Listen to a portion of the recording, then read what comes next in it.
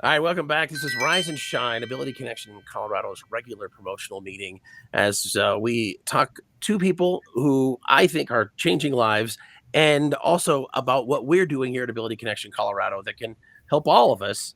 Faith, what's happening? What's the latest that the people should know about? Well, we have scheduled our 42nd annual Colorado Concours d'Elegance and Exotic Sports Car Show. The most So, amazing title in the history of events. yes. And so that is, so save the date for Sunday, June 8th.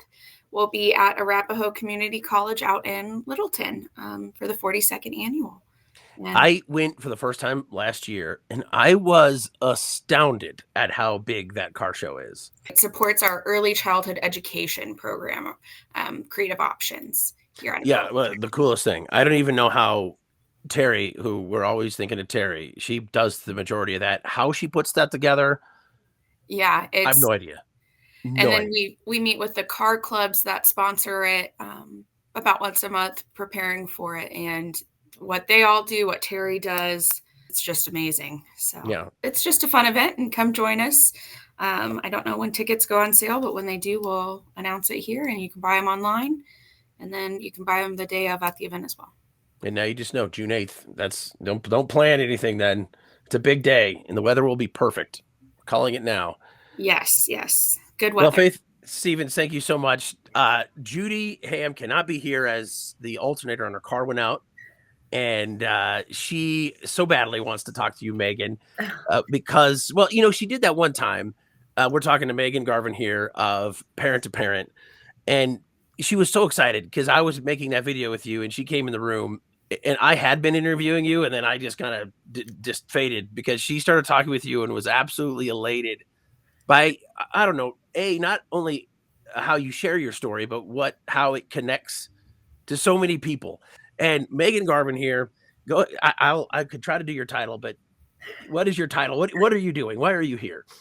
So officially, I am the project coordinator for Empower, which is Parent to Parents subgroup for parents of individuals with mental health and behavioral challenges. But we're such a small team that we all kind of do a little bit of everything. And lately, I've really been focusing on doing some outreach and kind of piloting our ambassador program, which is a new initiative to bring on volunteer members throughout the state so that we can kind of broaden our reach. And ideally, this year, we're hoping to get some ambassador-led in-person meetups going in different areas of the state so parents can get together for playground dates or coffee dates or, just get that in-person connection that's so hard for us to facilitate when we're all in the Denver area and we have members all over the state. So, what is your, for lack of a better example, cocktail party elevator pitch of Parent to Parent We Colorado? like to say we provide emotional and informational supports to parents of individuals with any kind of disability or special health care need. So that's, through an online message board that parents can use to connect to one another and ask questions and get recommendations for things like therapists or, hey, my kid is having, this specific issue, this specific health issue, or this specific behavioral challenge. Who else has experienced this and what worked, what didn't work, just to get that personal perspective from other parents who have been there. And then we also do a Zoom support group and a Zoom speaker series where we bring in professionals, from different areas within the disability community to talk about things like self-care for caregivers. Because so much of the self-care rhetoric, I think, is focused around, go get a massage, take a bubble bath, things that are not Yeah. possible. Don't put those cucumbers on my eyes because I Right. want to eat. I'd rather eat. Okay. I'm gonna That's not put my those eating cucumbers place. on my eyes, and then my kid is gonna run out the front door and Right. down the I street need to naked, be aware. Yeah. Faith, Well, I just wanted to point out that on the first page of that article, the first two sentences are just so powerful. It says nationally, 1 in 5 people are providing care to a loved one with a disability or an older adult. That's a lot. That's a lot of people. And then the second sentence, that means over 1 million Coloradoans. I'm from Texas. I don't know how to say that. Coloradans? Coloradans, yeah. I always say, yeah, okay, perfect, are likely providing care. I mean, I think the most important thing, especially, when parents find us, I just had a conversation with a mom earlier this week who has a kid with a new diagnosis. And, you're on a waiting list usually for ages and ages with some of these, to get an autism diagnosis or some of these other diagnoses. You're going through genetic testing because, your kid has some kind of health problem, but you don't know what the cause is and you don't know what other implications there are. And, I told her about all of the things that Parent to Parent does, that we can provide her a one-to-one support parent match who has a kid around the same age with the same diagnosis, who can be her go-to for emotional support and also resources and navigating things like the Medicaid waiver process, which is so overwhelming. You go to a diagnostic appointment and the doctor oftentimes hands you a huge packet and says, okay, these are our recommendations for your kid. They need to start 40 hours a week of ABA. They need to start they need occupational therapy. They need to see this other specialist. You should go see genetics. You should go see this person.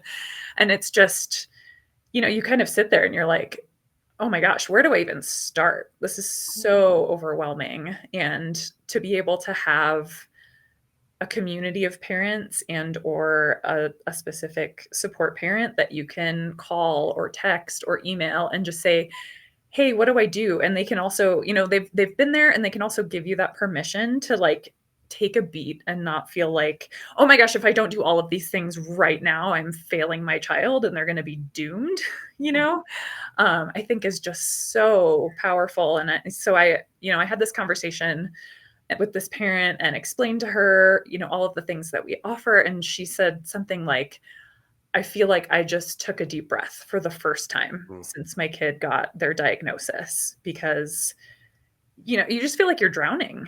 And to know that there's a lifeline out there and there are other parents out there who completely get what you're going through and have been there and they've come out the other side is just such a huge relief, I think, for so many of our members. And so, for any parents that are out there who are going through that, and it's not necessarily just at the very beginning of their journey, it could be at any point in their journey. A lot of times kids they have their IEP and they're going through elementary school and everything's great. And then all of a sudden, it's time to go to middle school and the whole team has changed and all of the supports have changed and everything just kind of blows up in your face. Oh, and hello, puberty. Right. And hormones and the same God. thing transitioning from pediatric services to adult services. It's like, oh, now all of a sudden I have to find all new specialists for my kid because they've aged out of the pediatrics. And oh, by the way, all the adult Medicaid waivers and all of the adult services are completely different. And now you have to learn a whole new language, essentially. So to have somebody that can kind of hold your hand through that process is just amazing. Well, you got chops, Garvin. I mean, I'm telling you, you're like Eminem rapping about this experience. Just it's so familiar to you. I could go on forever. And that same mom, I mean, I even told her, oh yeah, I have a 9-year-old who's autistic who was diagnosed as a toddler. So like I've been there.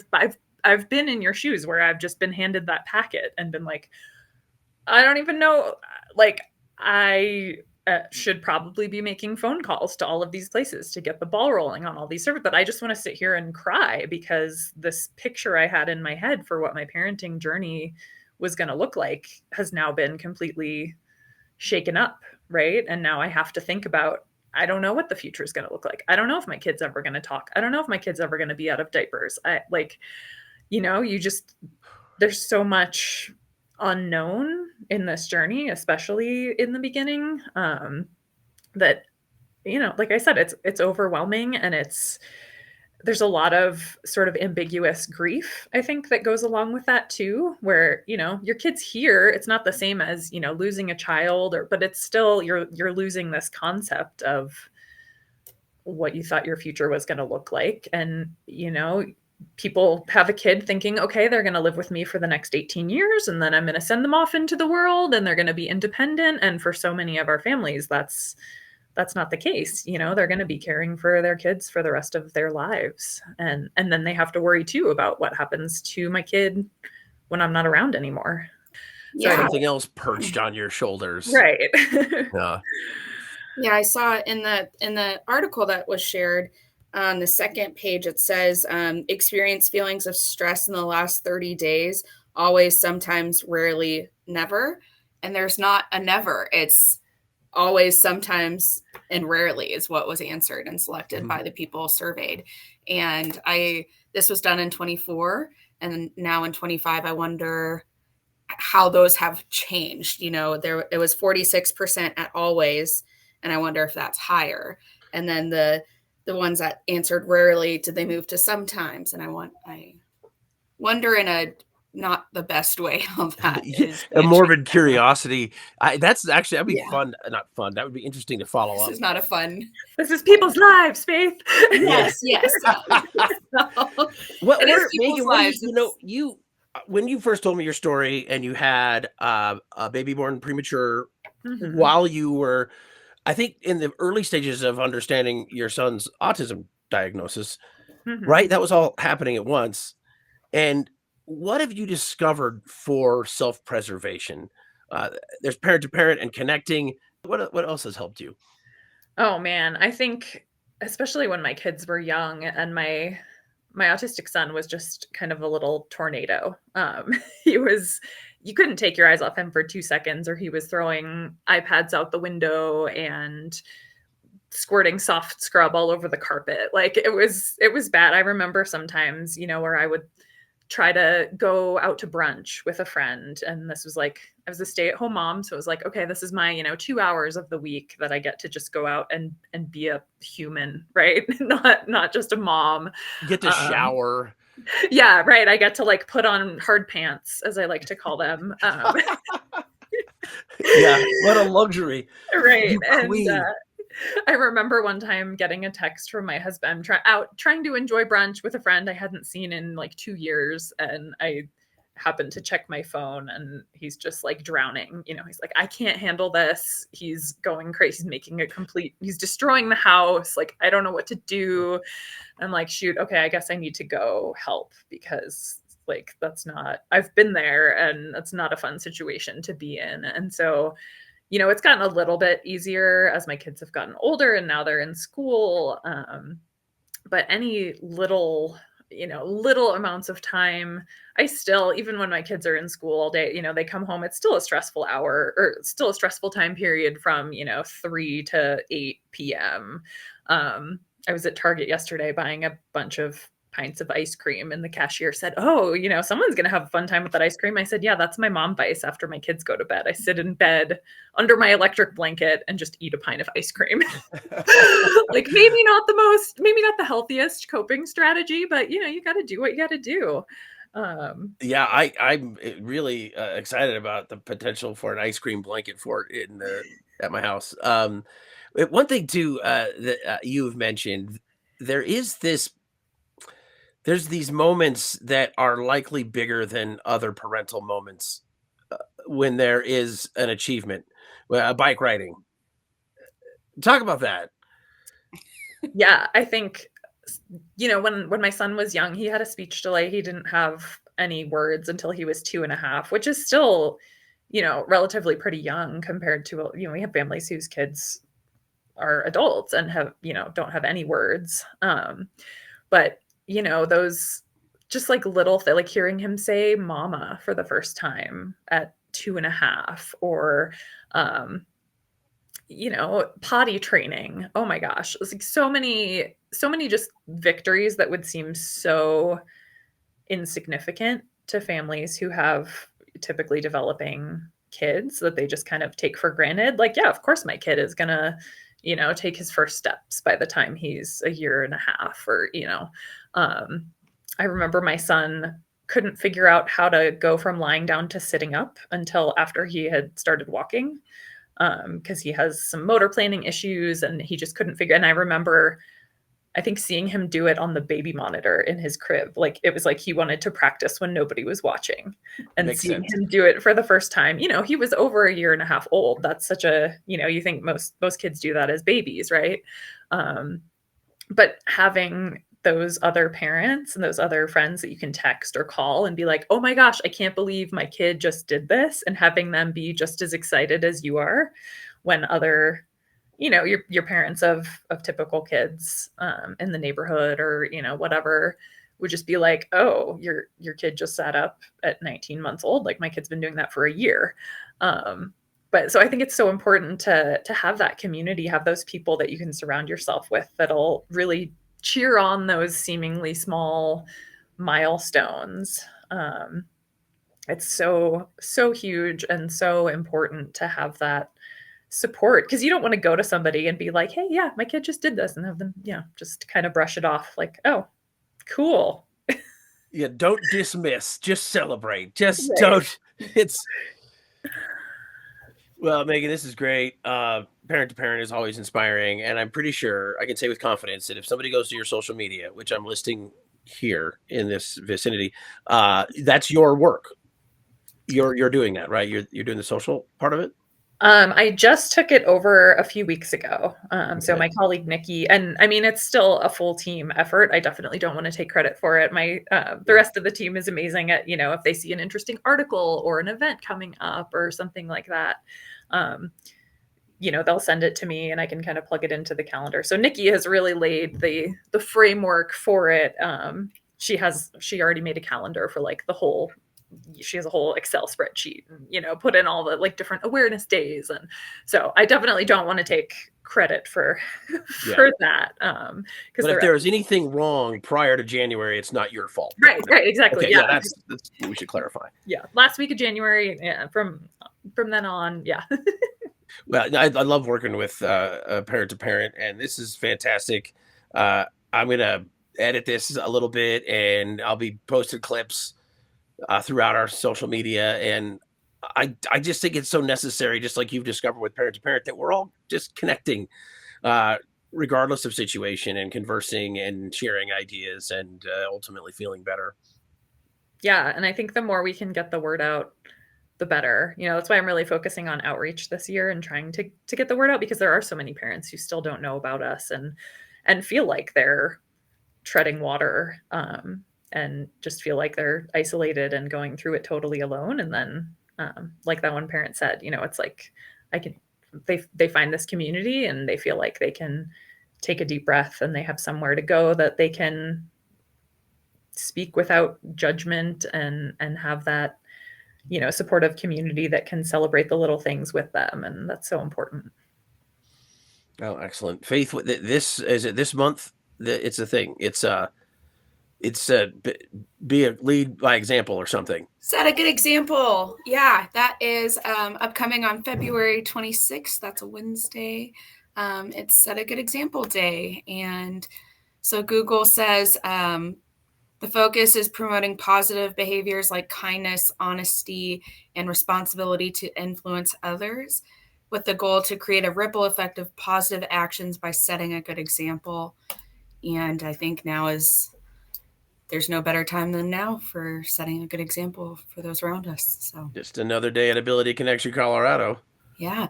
And if Judy was here, I'd say she makes a great example. She does such a great job of leading everybody here at Ability Connection.